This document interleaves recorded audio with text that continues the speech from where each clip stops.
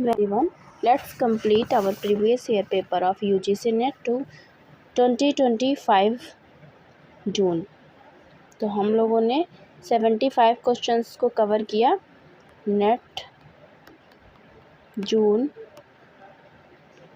2025, जो कि हमारे लिए बहुत ही इम्पोर्टेंट रहे।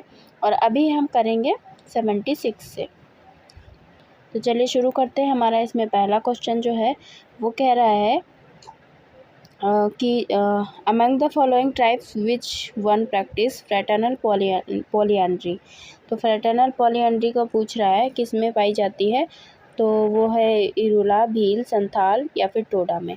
तो वो पाई जाती है टोडा में। और ये क्वेश्चन काफ़ी इम्पोर्टेंट है, कई एग्ज़ाम में आता है। उसके बाद हमें ऑलरेडी देख रहे हैं आप सीक्वेंस में लगाना है इनको। तो चलिए हम लगा लेते हैं। हमारा जो ग्रीन रेवोल्यूशन है वो कब का है? 1960। उसके बाद बात हो रही है नेशनलाइजेशन ऑफ बैंक का जो राष्ट्रीयकरण है वो कब का है? वो है 1969। उसके बाद बात हो रही है गैट की। इसको हम शॉर्ट में बोल देते हैं GAT, general agreement on trade and traffic. तो ये कब आया? तो इसमें दो चीज़ें हैं इम्पॉर्टेंट, उनको हम डीपली डिस्कस कर लेते हैं। जब हम इसकी बात करते हैं तो इस पर जो सबसे पहले साइन हुआ था वो हुआ था 30 अक्टूबर 1947 इन जेनेवा बाय 23 कंट्रीज़ में। भी कभी पूछ लिए तो उस पर्सपेक्टिव में ये इम्पॉर्टेंट हो जाता है। और कहाँ हुआ था? जेनेवा, 30 अक्टूबर 1947। और ये प्रभावी कब से हुआ अगर ये पूछ लेगा तो ये प्रभावी हुआ था 1 जनवरी 1948 से। तो इस पर्सपेक्टिव में दोनों ही ईयर इम्पॉर्टेंट है, 47 एंड 48। ओके। और बाद में यही जो गैट था वो WTO के नाम में बन गया और ये बना 1 जनवरी 1995 को। तो 1995 WTO, ठीक है। तीसरा है कम्युनिटी डेवलपमेंट प्रोग्राम। तो कम्युनिटी डेवलपमेंट प्रोग्राम तो पता ही है 1955। National emergency 1975। राष्ट्रीय आपातकालीन 1975। तो इस तरह से हम इसको अगर सीक्वेंस में लगाएंगे तो हमारा हो जाएगा। सबसे पहले अगर हम इसके अनुसार देखेंगे, इसलिए मैंने दोनों चीज़ बताई गैट के अकॉर्डिंग। तो ये था इसमें 1948 था और फिर तो ये सबसे पहले होना चाहिए था, यानी ऑप्शन सी होना चाहिए था। और आप देख रहे हैं इसमें किसी में भी ऑप्शन सी नहीं मेंशन है। तो अगर हम इसीलिए हमने दोनों ईयर बता दिए कि ऐसे हम देखेंगे तो हमारे हिसाब से क्वेश्चन हो जाना चाहिए डिलीट, क्योंकि ऑप्शन ही नहीं। तो यानी इन्होंने गैट को जो WTO था उसके अकॉर्डिंग माना है और इसमें हमारा आंसर है 1995। तो यहाँ पे आप अब समझ पा रहे होंगे कि ये 1995 वाले को अगर हम सही मानेंगे तो ही आंसर सही हो पाएगा, नहीं तो 48 किसी भी ऑप्शन में नहीं है, सी नहीं है, तो ये नहीं हो पाएगा। तो चलिए अभी बात समझ में आ गई, इन्होंने WTO के अकॉर्डिंग क्वेश्चंस को सेट किया है। तो अब हम देख लेते हैं इसमें सबसे पुराना कौन सा है। सबसे पुराना हमारा हो जाएगा अब कम्युनिटी डेवलपमेंट प्रोग्राम 1952 1952 वाला। तो इस तरह से हमें ढूंढना है ऑप्शन 3 एंड 4 में, क्योंकि ऑप्शन डी पहला हो जाएगा हमारा। उसके बाद हमारा हो जाएगा ग्रीन रेवोल्यूशन 1960 और फिर हो जाएगा हमारा 1969 यानी नेशनलाइजेशन ऑफ बैंक बी। और उसके बाद हमारा ई हो जाएगा नेशनल इमरजेंसी और उसके बाद हमारा हो जाएगा ये WTO 1995। तो इस तरह से ये हमारा सबसे लास्ट में चला जाएगा जब हम 1995 WTO के अकॉर्डिंग मानेंगे, ना कि गैट के अकॉर्डिंग। तो हमारा आंसर हो जाएगा ऑप्शन 3। ऑप्शन 3 के अकॉर्डिंग हमने इसमें थोड़ा सा मॉडिफिकेशन किया, तो आंसर ये हमारा करेक्ट हो गया। चलिए नेक्स्ट क्वेश्चन देखते हैं क्या है। नेक्स्ट क्वेश्चन है हमारा a scientific theory of culture and other essay Malinowski lists which of the following in as basic needs. तो बेसिक नीड्स में उन्होंने किस किस चीज़ को रखा है ये हमें बताना है। तो ये तो पता ही है, मेटाबॉलिज्म जो आता है वो बेसिक नीड में आता है।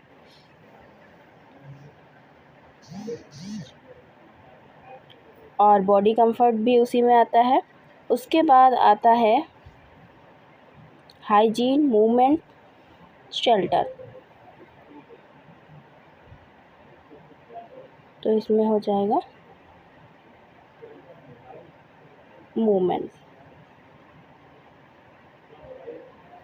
तो इस तरह से ए, बी और डी जो होगा वो हमारा करेक्ट आंसर हो जाएगा, ऑप्शन 3। नेक्स्ट हमारा है ग्राउंडेड थ्योरी। ग्राउंडेड थ्योरी की बात किसने की है? तो ग्राउंडेड थ्योरी तो आप जानते हैं ग्लेजर और स्ट्रॉस की है। ये तो कई बार पूछा जा चुका है, रिपीटेड क्वेश्चन है, तो ऑप्शन 3 करेक्ट आंसर हो जाएगा। नेक्स्ट हमारा है मैचिंग। तो इसको मैच कर लेते हैं, और मैच करना है कि कौन सी कॉन्सेप्ट किसका है। तो हमारा सबसे पहले है रोनाल्ड बार्थ। इनका क्या है? माइथोलॉजीज़। उसके बाद हमारा पीरे बोर्डियूस, तो कल्चरल डोक्सा। और तो इस तरह से हमें ये भी इम्पोर्टेंट कॉन्सेप्ट पता चला। और ये आज एग्ज़ाम में आया नहीं है ज़्यादा। तो कल्चरल डोक्सा पे काम किसका है? बोर्डियू का। वैसे आप कर सकते हैं, लेकिन फिर भी इसको थोड़ा ध्यान रखिएगा। उसके बाद अगर बात करें ग्रामसी का, तो आप जानते ही कल्चरल हेजेमनी की वो बात करते हैं।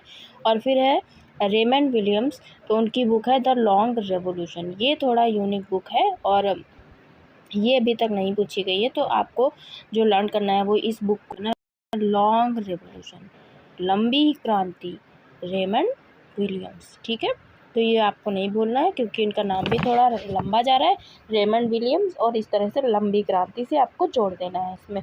तो आपको यहाँ पे 2 चीज़ें नई सीखने को मिली है। यही सब चीज़ें आपको आगे बेनिफिट पहुँचाएंगी। अगर हम इसको ऑप्शन देखेंगे तो थोड़ा सा इनमें दोनों में दिक्कत हो जाती, क्योंकि ये दोनों में ही सेम ऐसे दिया हुआ है।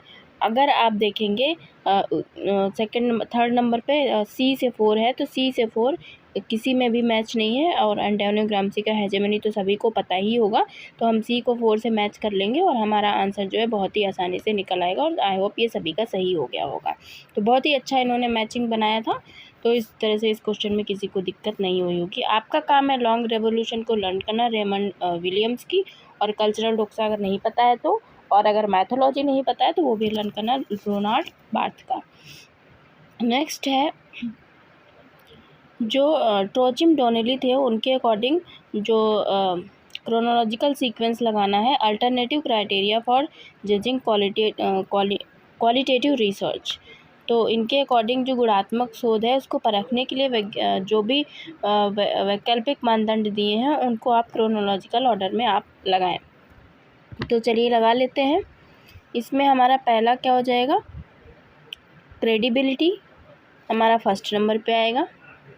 उसके बाद हमारा आएगा ट्रांसफरेबिलिटी, फिर हमारा आएगा डिपेंडेंसी, और फिर सबसे लास्ट में हम क्या करते हैं, किसी भी चीज़ की जो कंफर्म करेंगे वो सबसे लास्ट में करेंगे। तो अगर आपको ये भी ध्यान रहेगा कि किसी भी चीज़ को पहले हम छानबीन करके तब हम क्या करेंगे, कंफर्म करेंगे। तो कंफर्म कब करेंगे? लास्ट में। ये आप याद रखेंगे तो आपका ये सवाल सही हो जाएगा, क्योंकि और किसी में भी उन्होंने ए ऑप्शन लास्ट में नहीं किया है। तो इस तरह से हम बहुत ही आसानी से, अगर थोड़ा सा दिमाग लगाएंगे, कोई भी चीज़ अगर हमें सिद्धांत की पुष्टि करनी है तो हम कब करेंगे? जब हमें बहुत सारी चीज़ें पता चल जाएगा कि ये ठीक है, और इस तरह से कैसे विश्वसनीय है, किस तरह से उसमें हस्तांतरण हो रहा है, और कैसे उसकी डिपेंसिबल जो भी डिपेंडेंटी है वो कैसी है।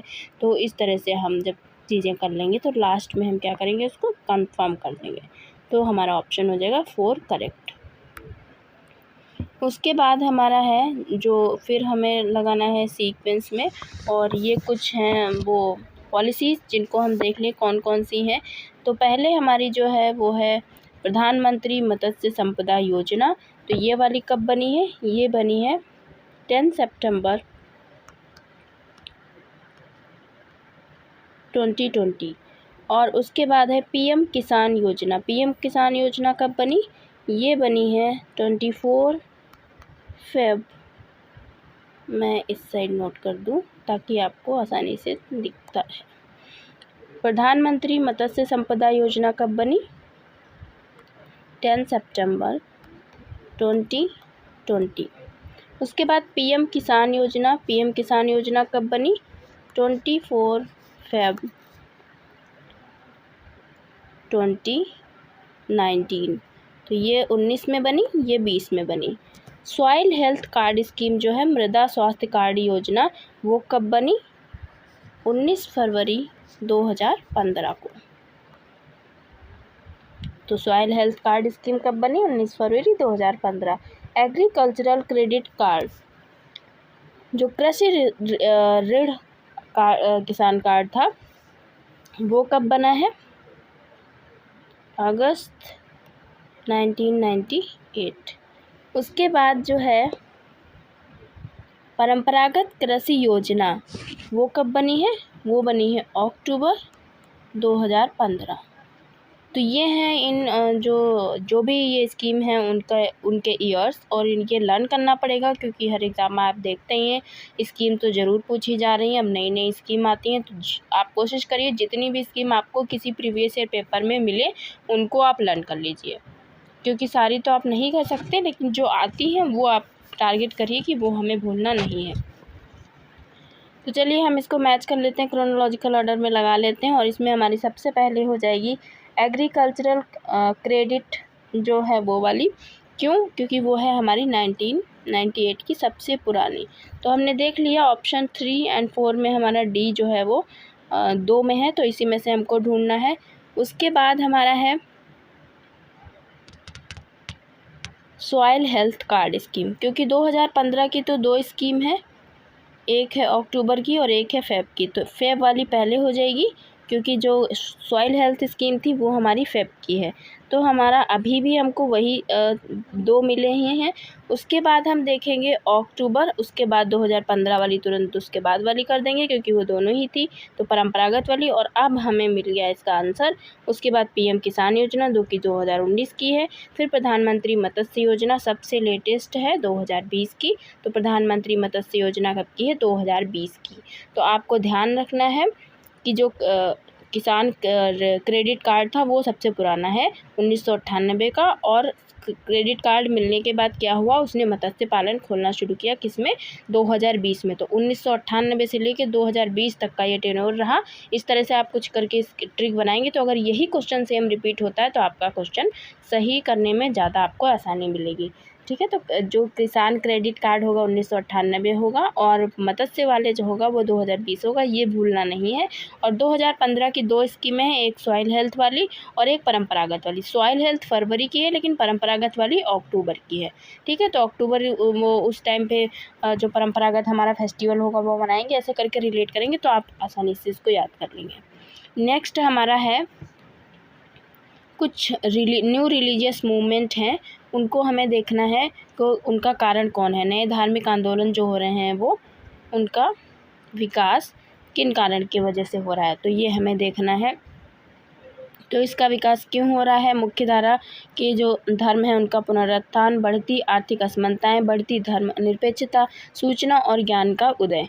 तो जब भी हम नए धार्मिक आंदोलन करेंगे तो हम किस लिए करेंगे? क्योंकि उसमें सेकुलराइजेशन बढ़ रहा होगा। तो ऑप्शन 3 करेक्ट हो जाएगा। नेक्स्ट हमारा अगेन मैचिंग है, तो हम मैचिंग कर लेते हैं। और आपने देखा इस पेपर में बहुत ज़्यादा मैचिंग आया, बहुत ज़्यादा क्रोनोलॉजिकल आया और बहुत ज़्यादा परेशान करता है ये। तो यही टाइम वेस्टिंग के लिए ये पेपर्स ऐसे बन रहे हैं और इसमें बहुत ज़्यादा टाइम लगता है। तो आप प्रैक्टिस करते रहिए। अगर यूजीसी नेट की तैयारी कर रहे हैं तो प्रैक्टिस ही आपको अच्छे मार्क्स दिलाएगी, क्योंकि जब तक प्रैक्टिस नहीं करेंगे तो टाइम मैनेजमेंट नहीं हो पाएगा। तो चलिए हम पहला कर लेते हैं इसमें।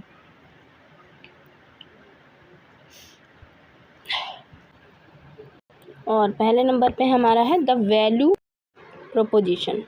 वैल्यू प्रोपोजिशन की बात किसने की है? अगर आपने हमारे लेक्चर को ध्यान से देखा होगा, जो भी हम अभी लेक्चर्स अपलोड कर रहे हैं, तो आप बहुत आसानी कर लेंगे। मैंने उसमें सारे ही प्रीपोजिशन पढ़ाए हैं बहुत ही अच्छे से, बहुत ही इंपॉर्टेंट वो लेक्चर रहेगा। तो अगर आपने नहीं देखा है तो फटाफट जाके उसको देख लीजिएगा, रिवाइज़ कर लीजिएगा। अगर आपको ये थ्योरीज़ नहीं आती हैं जिन थ्योरी से ये पूछा गया है, तो ये क्वेश्चन है एक्सचेंज थ्योरी से, और एक्सचेंज थ्योरी को मैंने डीपली पढ़ाया है। उसमें जो जो थिंकर्स आते हैं सभी को पढ़ाया है, और अगर आप उसको देख लेंगे तो वहाँ से आने वाला क्वेश्चन कोई भी गलत नहीं होगा। जैसे मैंने तुरंत बताया कि वैल्यू प्रोपोजिशन किस में से है, तो वैल्यू प्रोपोजिशन की बात किसने करी, होमेंस ने। क्योंकि एक्सचेंज थ्योरी अगर आपको पता होगा ये क्वेश्चन वहाँ से, तो भी आप लगा लेंगे कि होमेंस की एक्सचेंज थ्योरी है और इसमें कोई ऑप्शन भी नहीं दे रखा है। तो ये बहुत ही आसानी से आप कर सकते हैं। तो मैच कर लिया और आपका 1 नंबर वहाँ से मेरे लेक्चर से क्लियर हो गया। अगर आपके लिए अगर नया लग रहा हो तो अगर आपने नहीं देखा तो आप उसको देख लेना, क्योंकि आज ये प्रीपोजिशन पूछा, हो सकता है दूसरा पूछ ले, क्योंकि उन्होंने कई सारे टाइप के प्रीपोजिशन बताए हैं। उसके बाद है सिंपैथिक इंट्रोस्पेक्शन। ये तो मैंने अभी लेटेस्ट ही डिस्कस किया है, जो मेरी 2 मिनट जिस्ट वाली प्लेलिस्ट है वो, उसमें मेरी वीडियो आती है जिसमें हम 2 मिनट में आपको किसी भी कॉन्सेप्ट की बहुत ही कम टाइम में मीनिंग समझाने की कोशिश करते हैं, और ये भी बताते हैं कि ये कॉन्सेप्ट किसका है। तो बहुत ही शॉर्टकट में, बहुत ही कम टाइम में हमने शुरू किया है कि आपको जो भी टर्म ऐसे आते हैं कि हम फाइंड कर लें क्या है। जैसे यहाँ पे आप देख पा रहे हैं सिंपैथिक इंट्रोस्पेक्शन, तो मैंने इसका मीनिंग ऑलरेडी आपको समझा रखा है, और अगर आपने नहीं देखा है उसको जाके, तो आप जाके उस 2 मिनट जो जिस्ट की वीडियो है उसको देख लेना, आपको बहुत ही बेनिफिट मिलेगा। और धीरे धीरे हम उसमें बहुत ही इंपॉर्टेंट कॉन्सेप्ट ला के आपके सामने सारे ही एक पास रख देंगे, ताकि आपको फ्यूचर में जो भी आप एग्ज़ाम के टाइम उसको क्विकली रिवाइज़ कर पाएंगे। तो अब बताइए सिंपैथिक इंट्रोस्पेक्शन किसका है, अगर आपने नहीं देखा है तो देखिए। और ये है कूले का, और मैंने बहुत ही अच्छे से आपको उसमें समझाया है। उसके बाद हमारा आता है होमो सोशियोलॉजिक्स। तो होमो सोशियोलॉजिकस की बात किसने की है, ये यहाँ पे जो आंसर है उसमें आंसर दिया गया था जेम्स कोलमैन का, और इसकी बात डैरेन डाफ ने भी इसकी बात की है। तो अगर ये पूछ ले, मान लीजिए ये ऑप्शन नहीं दिया हुआ है, तो आप उनको भी ध्यान में रखना, क्योंकि आजकल कुछ पता नहीं है क्या पूछ ले। आप सोचोगे कि ये हमने याद किया था और वो तो है ही नहीं। तो इन्होंने भी जो ये कॉन्सेप्ट था उसको इंट्रोड्यूस किया था 1958 में। तो मे बी कभी पूछ ले, तो उसके लिए आप अपने स्टॉक ऑफ नॉलेज में रख लेना। होमो सोशियोलॉजिकस में रॉल्फ डैरेन डाफ को भी आपको याद रखना है, जेम्स कोलमैन को भी याद रखना है। उसके बाद अगर हम बात करें प्रैक्टिस की, तो प्रैक्टिस तो आप जानते ही हैं। हैबिटस की अगर बात करेंगे तो क्या हो जाएगा, पेरे पोर्टी हो जाएगा। तो इस तरह से आपने बहुत ही अच्छे अच्छे टर्म्स और अच्छे अच्छे कॉन्सेप्ट को सीखा है, तो इसमें कोई दिक्कत की बात नहीं है। बहुत ही इम्पॉर्टेंट ये क्वेश्चन रहा हम सभी के लिए, और हम लोगों को ये भी पता चला कि किस तरह से हम अपने जो भी अभी नॉलेज है उसको और इंक्रीज़ करें और डीपली अंडरस्टैंड करें। क्योंकि ये वैल्यू प्रोपोजिशन जो आप देख रहे हैं ये बहुत अंदर से आया हुआ है, ऐसे ही आपको नॉर्मली नहीं मिलेगा, क्योंकि ये उनके टाइप्स का एक टाइप यहाँ पे दे रखा है। जो उन्होंने अपने प्रस्ताव बताए हैं उसमें से एक प्रस्ताव इन्होंने दिया है। तो आप अगली बार कौन सा प्रस्ताव पूछ ले पता नहीं है ना, तो इसलिए आपका काम है जितने भी उन्होंने होमेंस ने प्रस्ताव दिए हैं वो जाके आप लर्न करिए। और अगर आप मेरी वीडियो देखेंगे या नहीं देखना चाहते हैं तो कहीं भी इनके जितने भी प्रोपोजिशन है तो आप उसको एक बार पढ़ लेना। सिंपैथिक इंट्रोस्पेक्शन मैंने बता दिया, होमो सोशियोलॉजिकस बता दिया, प्रैक्टिस तो आपको पता ही है। तो बहुत ही अच्छा और एनालिटिकल क्वेश्चन रहा ये। नेक्स्ट क्वेश्चन हमारा है the book cultural change in India, ये किसकी है, तो cultural change in India book जो है वो है योगेन सिंह की। ऑप्शन 2 करेक्ट है, ये तो सिंपल है। नेक्स्ट हमें अगेन क्रोनोलॉजिकल ऑर्डर लगाना है। बहुत ज़्यादा क्रोनोलॉजिकल ऑर्डर पूछ रहा है, चाहे किसी भी सब्जेक्ट का पेपर हो, यूजी से नेट हो, कोई भी सब्जेक्ट हो, उसमें क्रोनोलॉजिकल बहुत पूछ रहा है। साइलेंट वैली मूवमेंट मैंने बहुत ज़्यादा बताया है आपको प्रीवियस ईयर जब सेट के पेपर्स करा रहे थे, उसमें 4 से 5 बार तो एटलीस्ट ये रिपीट हुआ होगा पेपर। जो लोग वो पेपर देखे होंगे वो ज़रूर बता पाएंगे साइलेंट वैली में मैंने कितना ज़्यादा डीप डिस्कशन किया है। कब इसको नेशनल पार्क घोषित किया गया था बताइए, मैंने बताया था ना। तो 1985 में क्या किया गया था, इसको नेशनल पार्क घोषित किया गया था। और क्या क्या था, कब किसने इसको वो किया था, कौन सा प्रोजेक्ट अप्रूव किया गया था, कब ईयर आया था, सब कुछ मैंने उसमें बताया है। तो आप जाके सेट वाली प्रीवियस ईयर वीडियो देखना, उसमें आपको बहुत ज़्यादा बेनिफिट मिलने वाला है। तो ये जो साइलेंट वैली मूवमेंट है वो काफ़ी इम्पोर्टेंट हो जाता है और इसके ईयर्स में भी कहीं काफ़ी कुछ है, किसी भी पर्सपेक्टिव से पूछ लेता है ईयर। तो लोग इसको लर्न कर लेते हैं। 1978 चिपको मूवमेंट 1973 और नर्मदा बचाओ आंदोलन 1985 और अपिको 1983 और चिल्का 1992। तो मैंने आपको बताया था आपको याद करना है, जो चिपको मूवमेंट है वो 73 है और उसके 10 साल के बाद अपिको है 83। तो इस तरह से बताया था हमने याद करने को। और उसके 2 साल के बाद क्या है, 85 में नर्मदा बचाओ हो गया। और फिर आपका जो चिल्का है ये तो नहीं आया है, ये तो नया ही सेम पूछा गया है। तो चिल्का बचाओ कब हो जाएगा, 1992। तो जब पहले क्या होगा, इस तरह से आप करें, पहले चिपको मूवमेंट की बात हुई, फिर उसके बाद अपिको की बात हुई, फिर उसके बाद नर्मदा बचाओ से इनको याद आया कि चलो चिल्का भी बचाओ, तो चिल्का बचाओ 1992 हो जाएगा। तो ये वाला नया है, ये अभी तक नहीं पूछा गया, तो इसे आपको लर्न करना है, चिल्का 1992। चलिए मैच कर लेते हैं इसको और इसका आंसर हो जाएगा हमारा, सबसे पहले हो जाएगा चिपको। तो चिपको कब है, 73 और वो दे रखा है 2 में, और उसके बाद हमारा हो जाएगा 78। तो हमारा हो जाएगा, यहाँ पे आंसर मिल गया, आंसर 4।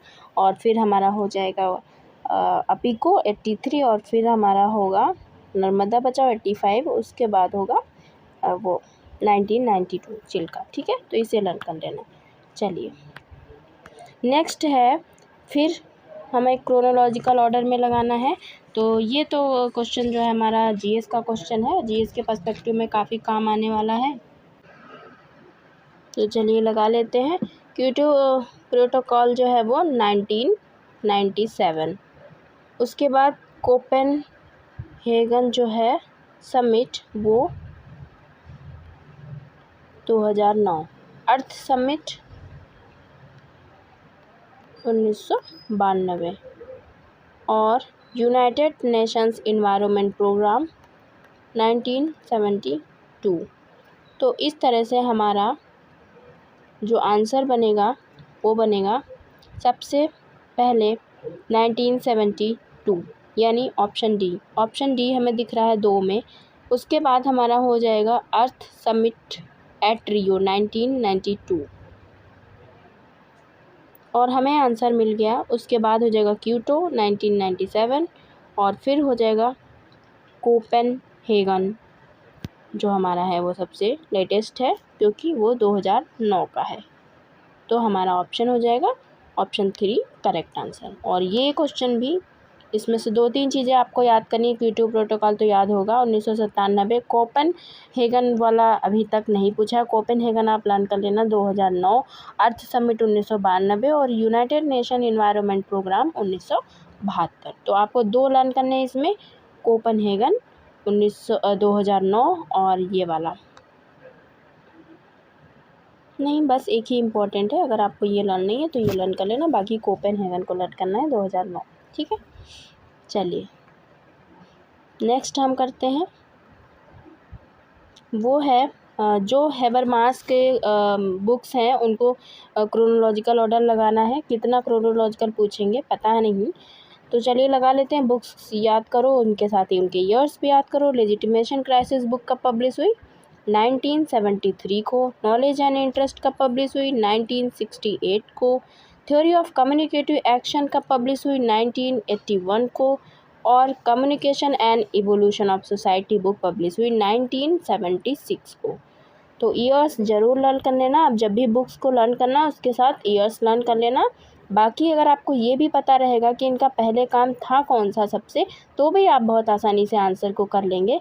तो इस तरह से हमको इसमें जो पता चल पा रहा है इस क्वेश्चन में, वो हमें सबसे पहले कौन सी बुक आई, नॉलेज एंड इंटरेस्ट बुक आई, 1968 में पब्लिश है। नॉलेज एंड इंटरेस्ट 2 में लिखी हुई सबसे पहले, सबसे पुरानी इनकी बुक रही नॉलेज एंड इंटरेस्ट। उसके बाद आप जानते ही हैं लेजिटिमेशन क्राइसिस भी इनका काफ़ी पुराना वर्क है, तो हमने आंसर को ढूंढ लिया। हमारा ऑप्शन है 3 बी ए, और वो पब्लिश हुई है लेजिटिमेशन क्राइसिस 1973 को। उसके बाद communication and evolution of society 1976 हो जाएगा, और सबसे लास्ट में थ्योरी ऑफ कम्युनिकेटिव एक्शन जो कि 1981 को पब्लिश हुई है। तो आपको याद कैसे करना है, नॉलेज वाली बुक जो थी वो सबसे पहले यानी सबसे पुरानी थी, और उसका ईयर भी याद कर लेना 68 में, और जो सबसे लेटेस्ट बुक थी उनकी वो थी कम्युनिकेटिव एक्शन, और कम्युनिकेटिव एक्शन जो बुक थी वो कब पब्लिश हुई, 81 में। तो आप अगर 2 भी याद कर लोगे तो आपका काम चल जाएगा। बाकी अगर ये क्वेश्चन रिपीट होता है तो आप याद रखना नॉलेज वाली पहले बुक रहेगी, और कम्युनिकेटिव एक्शन वाली बुक है वो सबसे लास्ट में रहेगी। ओके, चलिए नेक्स्ट क्वेश्चन कर लेते हैं। मैचिंग वाला क्वेश्चन है, और इसमें हमें ढूंढना है कौन सा किसका बुक है। तो चलिए हम लोग मैच कर लेते हैं इसको। इसमें हमारा है फिलोसफिकल डिस्कोर्स ऑफ मॉडर्निटी, तो ये किसकी है, ये है, क्योंकि डिस्कोर्स से आप करेंगे आराम से तो हैबरमास हो जाएगा। उसके बाद है फॉर्मेशन ऑफ मॉडर्निटी, अगर फॉर्मेशन ऑफ मॉडर्निटी की बात होगी तो स्टुअर्ट हॉल हो जाएगा। द कॉन्सिक्वेंस ऑफ मॉडर्निटी किसकी है, ये तो पता ही है, एंथोनी गिडिंग्स की है। मॉडर्निटी एट लार्ज भी पता है, अर्जुन अप्पादुरी। तो आपको लर्न क्या करना है, केवल एक book, formation of modernity. Formation of modernity किसकी है, स्टुअर्ट हॉल की। तो आपको एक बुक यहाँ पे नई देखने को मिली है, तो इस तरह से आप इसे लर्न कर लेना और मैच कर लेते हैं। फर्स्ट में हमारा 2 है, और फर्स्ट में 2 2 में है, और उसके बाद हमारा बी में क्या है, 3, और बी में 3 केवल 1 में, तो हमें आंसर मिल गया। आंसर 4 जो है वो करेक्ट है इसमें। चलिए नेक्स्ट करते हैं। नेक्स्ट हमारा पूछा है उसमें जो लेवी स्ट्रॉस का विनिमय सिद्धांत में सही है। देखिए एक्सचेंज थ्योरी को मैंने बहुत अच्छे से पढ़ाया है, और इसीलिए पढ़ाया क्योंकि एक्सचेंज थ्योरी से काफ़ी क्वेश्चन गलत हो जाते थे, क्योंकि एक्सचेंज थ्योरी पे ज़्यादा हम लोग फोकस नहीं करते थे। और अब क्या हो रहा है, जो थ्योरी ऐसी लगती थी कि ये तो इसमें बस थोड़ा सा पढ़ लो काम चल जाएगा, वही थ्योरी अब परेशान कर रही हैं। तो मैंने उन्हीं को सबसे पहले टारगेट करके उनको पढ़ाने की, उनके डाउट्स को क्लियर करने की कोशिश की। तो एक्सचेंज थ्योरी से चाहे कोई भी क्वेश्चन आएगा, अगर आप एक्सचेंज थ्योरी के सारे लेक्चर्स को देखेंगे तो डेफिनेटली कोई भी क्वेश्चन रॉन्ग नहीं होगा, आप देखते ही समझ जाएंगे कि वो पूछ क्या रहा है।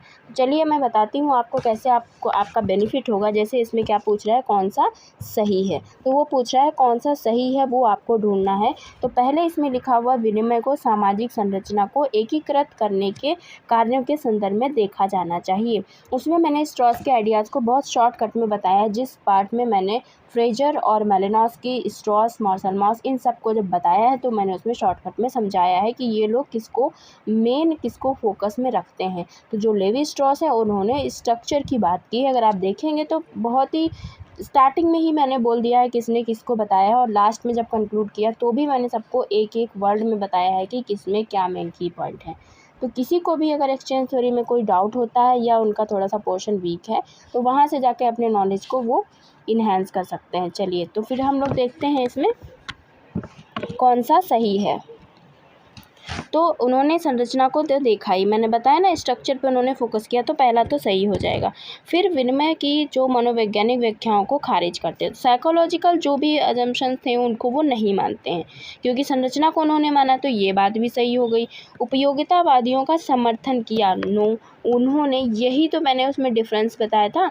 यहाँ पे बहुत ही उन्होंने जल्दी में लिख दिया कि अगर आप ध्यान से नहीं देखेंगे तो गलत हो जाएगा। यहाँ पे लिखा होना चाहिए था समर्थन नहीं किया। उपयोगितावादी जो बात करते थे, जो हमारे एडम स्मिथ लोग थे, मैंने आपको बहुत ही क्लियरली हिंदी में ही मेंशन किया, उसमें उपयोगितावादी सिद्धांत ही लिखा है मैंने, और उसमें बताया है कि ये लोग ये कहते थे, उपयोगितावादी क्या कहते थे वो लिखा मैंने, बताया है कि क्या कहते थे, फिर उसको कैसे इन लोगों ने रिजेक्ट किया, उनसे प्रभावित हुए हैं। जैसे एडम स्मिथ हो गए, उनकी क्या आइडिया था, जैसे वो लोग बोलते थे कि हमने कोई भी चीज़ ली जैसे मैंने एग्जांपल में आपको बताया कि मैंने 45 रुपये में चीनी खरीदी और फिर मैंने आपको 45 रुपये दे दिए, मैंने कॉस्ट जितनी थी वो अदा कर दी। तो ये उपयोगिता वाली बात करते थे, उसको रिजेक्ट करके ही ये लोग अपना जो भी एक्सचेंज थ्योरी है बिहेवियर, सोशल बिहेवियर के एक्सचेंज की बात करते हैं और उसमें फिर वो अपना आइडिया देते हैं। तो इसीलिए उन्होंने जो साइकोलॉजिकल उनके जम्पशन थे उसको खारिज कर देते हैं और इसका समर्थन नहीं किया। तो हमारा ये ऑप्शन हो जाएगा रॉन्ग। नेक्स्ट है, विनिमय को केवल व्यक्तिगत उद्देश्यों के संदर्भ में नहीं समझा जाता। बिल्कुल सही है, हम केवल पर्सनल जो भी उसके एम्स हैं, इंडिविजुअल के जो भी उसके टर्म्स कंडीशन है उसके आधार पर नहीं समझ सकते हैं। तो ये भी करेक्ट है। विनिमय संबंधों में व्यक्तियों की लागत होती है जिसका श्रेय समाज को जाता है। तो यही उन्होंने कहा, एक्सचेंज में जो भी हम बिहेवियर करते हैं वो ये 45 रुपये में जो हम चीनी खरीद रहे थे उसको पैसे दे रहे थे यहाँ पे, लेकिन जब हम सोशल बिहेवियर करते हैं उसका एक्सचेंज करते हैं तो हम पैसे नहीं देते, लेकिन एक के बिहेवियर के बदले में हम उसको क्या देते हैं, 45 रुपये की जगह उसको हम बिहेवियर देते हैं। तो बिहेवियर ही हम उसको देते हैं, वही हमारी समाज की लागत होती है। समाज के जो मूल्य, परंपरागत कानून जो होते हैं वो क्या हो, तो उनका हम क्या करते हैं, उनका कर्ज, जैसे हम इसमें कर्ज चुकाते हैं ना पैसे देकर, वैसे हम उसमें भी कर्ज चुकाते हैं। और इसमें जैसे हम किसी से उधार लेके पैसे अगर चुकाएंगे तो वो हमारे लिए दंडनीय होगा, नहीं अच्छा माना जाएगा। वैसे अगर हम समाज के भी नियम कानूनों को नहीं मानेंगे तो वो दंडनीय होगा। तो वो बहुत ही अच्छे से हमने समझाया है, वहाँ से जाके आप देख लेना। अब आपको समझ में आ गया इसमें से कौन सा सही है, पहला, दूसरा और तीसरा नहीं सही है, चौथा और जो भी है नेक्स्ट वो सही है। तो चलिए हम इसके आंसर को देख लेते हैं, हमारा इसमें आंसर क्या सही होगा। तो हमारा ए, बी और डी सब सही हो जाएगा। सी क्योंकि हमने पहले लिख दिया वो नहीं सही होगा और सी केवल इसी में नहीं दिया हुआ, तो हमारा ऑप्शन 2 करेक्ट हो जाएगा और बहुत ही आसानी से हमने फाइंड कर लिया। तो यही बेनिफिट होगा अगर आप उस लेक्चर को देखेंगे या जो भी हमारी थ्योरीज़ की वीडियो आ रही हैं उनको आप लगातार देखते रहिए, तो आपके जो भी आने वाले डाउट्स हैं वो क्लियर होते जाएंगे। नेक्स्ट हम करते हैं, मॉडर्निटी जो है वो अनसर्टेन है। क्योंकि क्या हुआ है वो हमें ढूंढना है। इसमें हम लोग देख लेते हैं। तो इसमें पहले क्या कह रहा है,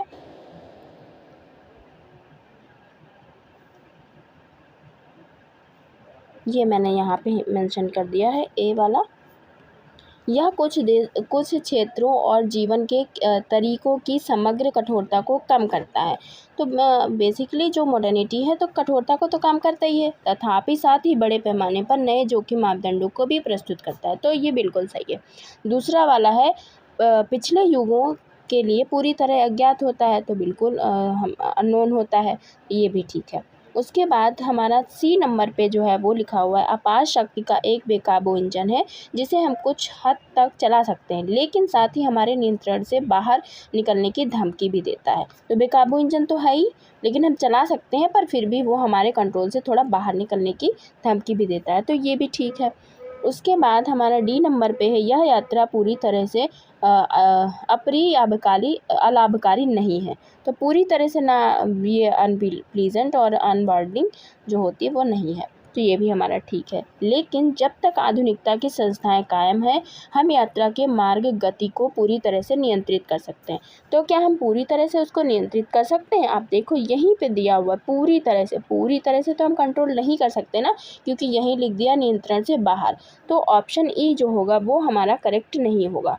तो अब हम देख लेते हैं कि ऑप्शन ई किस में नहीं है। तो ऑप्शन ई इसमें भी है, इसमें भी है, इसमें भी, केवल 2 में नहीं है। तो इसका जो करेक्ट आंसर होना चाहिए वो ऑप्शन 2 होगा और ऑप्शन 2 ही है। तो जब भी आप बड़े बड़े क्वेश्चंस ऐसे आए सामने तो वही उस एक ही बार में पढ़ के वहीं पे नोट कर लो, ये सही है, ये सही है, और फिर तुरंत कर दो, क्योंकि ये ऑनलाइन पेपर होता है तो उसमें बहुत ज़्यादा प्रॉब्लम होगी आपको बार बार देखने में। नेक्स्ट हमारा क्वेश्चन है, जर्नी ऑफ मॉडर्निटी इज़, आधुनिकता की यात्रा क्या है? तो कम्प्लीटली प्लीजेंट, पूर्णतः सुखद है, या फिर होली अनप्लीजेंट, पूर्णतः अप्रिय है, या किसी भी तरह से पूर्णतः अप्रिय या लाभकारी नहीं है, या फिर स्थैतिक है, या फिर पूरी तरह से नियंत्रणीय है। तो कम्प्लीटली तो इसमें वैसे भी कुछ भी नहीं होता है। तो मॉडर्निटी क्या है? मॉडर्निटी जो है वो ना किसी भी तरह से पूर्णतया वही मैंने बोला ना, एक वर्ड में कम्प्लीटली तो कुछ होगा ही नहीं, तो ये सब हम ऐसे ही हटा देंगे और हमारा ऑप्शन बचेगा केवल यही 3। तो हमारा इसका करेक्ट आंसर हो जाएगा ऑप्शन 3 या किसी भी तरह से पूर्णतया अप्रिय या अलाभकारी नहीं है, तो ऑप्शन 3 करेक्ट हो जाएगा। नेक्स्ट है तो अभी हमने जो भी ये दोनों ऊपर क्वेश्चन डिस्कस किए हैं वो हमारे क्वेश्चन थे पैसेज, लेकिन फिर भी मैंने पैसेज को नहीं रीड आउट किया और फिर भी मैंने जो करेक्ट आंसर्स थे वो बहुत ही आसानी से फाइंड आउट कर लिए। तो मैंने ऐसा क्यों किया, ताकि आप अब अगर फ्यूचर में ऑनलाइन यूजीसी नेट का पेपर देते हैं या कोई भी, तो एक बार कोशिश करिए बिना पैसेज को पढ़े ही क्वेश्चन को सॉल्व करिए, सो दैट आपका जो टाइम है वो थोड़ा कंज्यूम हो पाए, आप उसे यूटिलाइज़ कर पाएँ, आपको जहाँ पे उस टाइम की नीड है वहाँ पे। मैंने इसको इसलिए नहीं पढ़ा क्योंकि हम सभी को पता है मॉडर्निटी क्या है, तो इसमें क्या लिखा है हमसे क्या मतलब, क्योंकि हम एक बार कोशिश करेंगे जब हम मॉडर्निटी के बारे में सब कुछ जानते हैं तो मे भी हम इसको बिना पढ़े ही कर ले। जैसे मैंने आपके सामने अभी दिखाया कि बिना पढ़े हमने कितनी आसानी से आंसर्स को निकाल लिया, और आप भी ऐसे निकाल सकते हैं। तो एक बार आप पहले जो कोशिश करें वो ये करें कि इसको बिना पढ़े ही आंसर्स को फाइंड आउट करने की करें कोशिश। अगर आपको नहीं मिलता है तो आप इसके कीवर्ड्स को ढूंढने की कोशिश करें, अगर आपको तब भी नहीं मिलता तो ही आप इसको लाइन बाय लाइन पढ़ें, अदरवाइज़ कोई नीड नहीं होती है पैसेज को पूरा कम्प्लीटली पढ़ने की। ठीक है, चलिए तो हम लोग अभी और आगे के क्वेश्चंस करेंगे बिना पैसेज को पढ़े हुए। यहाँ पे लिखा हुआ है for the author modernity is, हमसे नहीं मतलब है कि कौन ऑथर है, हमसे क्या मतलब, हम तो जानते हैं व्हाट इज़ मॉडर्निटी। तो मॉडर्निटी का जब मतलब पता है तो कुछ भी ऑथर कोई भी हो हम ऑलरेडी कर लेंगे। तो जो लेखक है उनके लिए मॉडर्निटी क्या है, रिस्क कल्चर, स्टैटिक, नेगेटिव या सर्कुलर। तो हम लोग जानते हैं मॉडर्निटी क्या है, मॉडर्निटी तो रिस्क कल्चर होती है, अपने जो भी हमारे अर्लिस्ट बेक है उनके अकॉर्डिंग हम लोगों को पता ही है, तो हमने बिना पढ़े कर लिया मॉडर्निटी के बारे में, तो इसी तरह आपको भी करना है। चलिए नेक्स्ट हमारा जो क्वेश्चन है वो है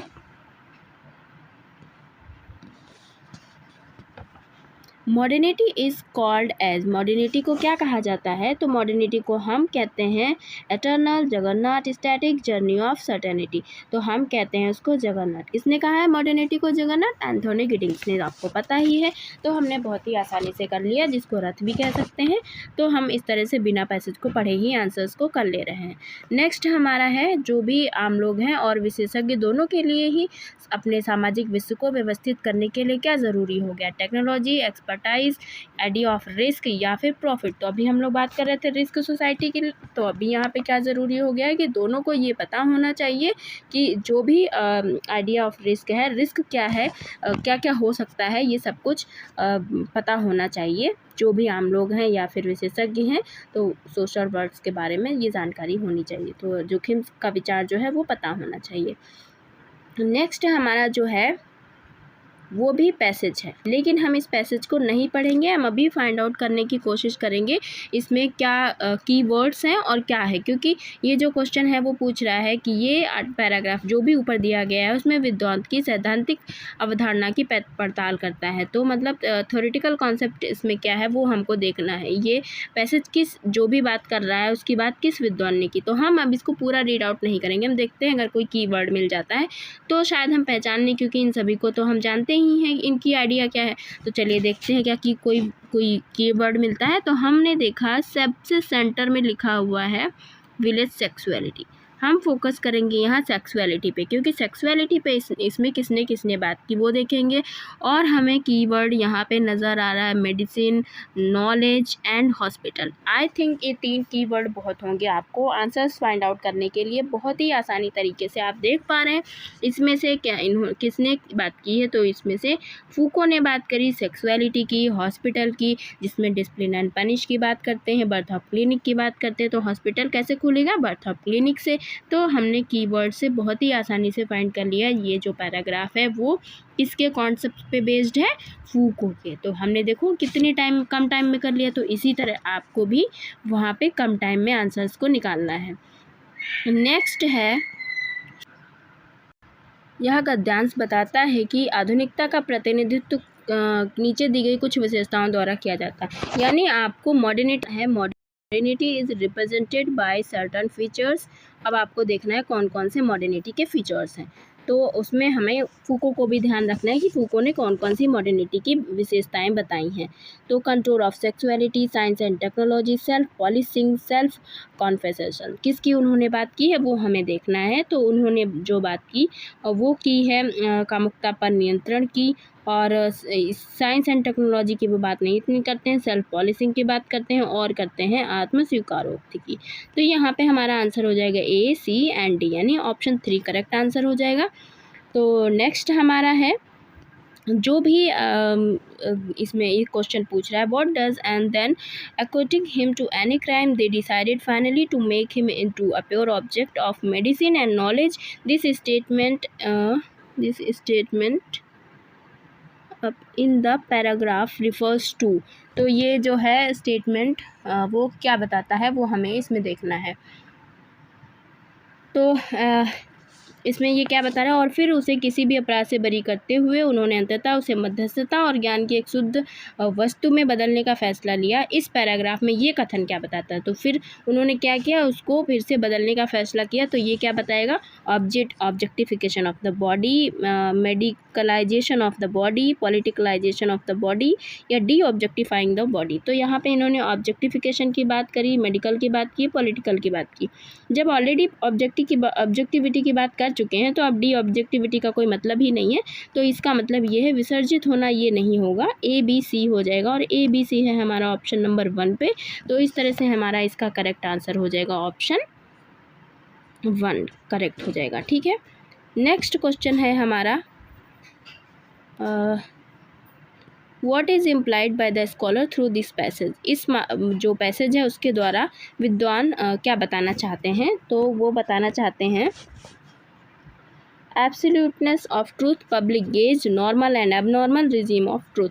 तो यहाँ पे आपको ये भी पता चल रहा उन्होंने किस किस कॉन्सेप्ट पे बात की। अगर क्वेश्चन आ जाए तो आप बता पाएंगे आसानी से। यही फ़ायदा होता है जो पैसेज के क्वेश्चंस होते हैं उनको करने से। जैसे यहाँ पे आप देख पा रहे हैं कि पब्लिक गेज की उन्होंने बात की, नॉर्मल एंड एबनॉर्मल की बात की, रिजीम ऑफ ट्रूथ की बात की। तो यहाँ पे आपने देखा कुछ नए कॉन्सेप्ट निकल के आ रहे हैं। तो आपका आंसर पहले हम निकाल लेते हैं, B, C and D, option 3 correct answer हो जाएगा। यहाँ पे आप देख पा रहे हैं कि पब्लिक गेज जो है वो भी किसका कॉन्सेप्ट है, फूको का। अगर आपको नहीं पता है तो मैंने यहाँ पे हाईलाइट कर दिया सो दैट आप रिलेट कर पाएँ और आपको ध्यान रहे कि मैंने वीडियो में इसको हाईलाइट करके मेंशन किया था। तो आप बता पाएंगे जो गेज कॉन्सेप्ट था वो फूको का है। हालांकि ये बुक्स में मेंशन है, बहुत डिफ़िकल्ट नहीं है, ऑलरेडी दे रखा है बुक में। अगर आप रीटीजर की बुक पढ़ेंगे तो आपको वहाँ मिल जाएगा गेज कॉन्सेप्ट किसका है, फूको का है, बहुत ही अच्छे से मेंशन है उसके बारे में। तो ये कॉन्सेप्ट इनका है। पब्लिक नॉर्मल एबनॉर्मल की बात करते हैं और सत्यता की तो करते ही हैं। तो इस तरह से आपने देखा कि आपको कुछ कॉन्सेप्ट भी नए नए देखने को मिल रहे हैं। तो पैसेज को ध्यान से पढ़ें जब आप क्वेश्चन प्रीवियस ईयर पेपर्स में रिवाइज कर रहे हो तब। लास्ट वाला क्वेश्चन जो है हमारा वो भी पैसेज से है। हम पैसेज को नहीं पढ़ेंगे, हमें इससे कोई मतलब नहीं, क्वेश्चन को ज़रूर अच्छे से पढ़ेंगे। तो विद्वान के अकॉर्डिंग ये घटना क्या दर्शाती है कि समाज निम्नलिखित में से उन पर किस पर सबसे ज़्यादा केंद्रित था। तो समाज जो केंद्रित था, बायोपॉलिटिक्स, नॉलेज एंड पावर, ब्यूरोक्रेसी या सेक्सुअलिटी। तो ये क्वेश्चन डिलीट कर दिया गया है और इसमें कुछ सभी को मार्क्स दिया गया है, तो हम इसको नहीं डिस्कस करते हैं क्योंकि फ़िलहाल इसमें कुछ कमी है। और इस तरह से हमने पूरे 100 क्वेश्चन कर लिए हैं यूजीसी नेट के, जो 2025 का पेपर था, जो कि हमारे लिए काफ़ी इंपॉर्टेंट रहा और हमने काफ़ी टाइम दे के काफ़ी डिटेल्ड एक्सप्लेनेशन किया है ताकि आप इसको अच्छे से रिवाइज कर पाएँ। अगर कोई भी आप प्रीवियस ईयर अभी अपकमिंग एग्ज़ाम की प्रिपरेशन कर रहे हैं, चाहे पीजीटी हो, चाहे किसी असिस्टेंट प्रोफेसर का हो, चाहे आपका जीडीसी हो, चाहे आपका कोई भी एग्ज़ाम होने वाला है, तो आपको क्या करना है, प्रीवियस ईयर पेपर को बहुत ही अच्छे से लगाना है और इससे बहुत बेनिफिट होगा। कोई भी प्रीवियस ईयर पेपर आप करें तो जब तक आपको लर्न हो जाए 2 से 3 बार ज़रूर रिवाइज़ करें, और जब तक आपको अपनी मंजिल नहीं मिल जाती, जो भी आपकी मंजिल है, आप प्रीवियस ईयर पेपर्स को 1 से 2 बार ज़रूर लगाएं और कोशिश करें हर दिन एक ना एक पेपर को रिवाइज़ करते रहें। Thank you for watching the video. मिलते हैं नेक्स्ट वीडियो में नेक्स्ट पेपर के साथ या किसी कॉन्सेप्ट के साथ। तब तक के लिए बाय बाय।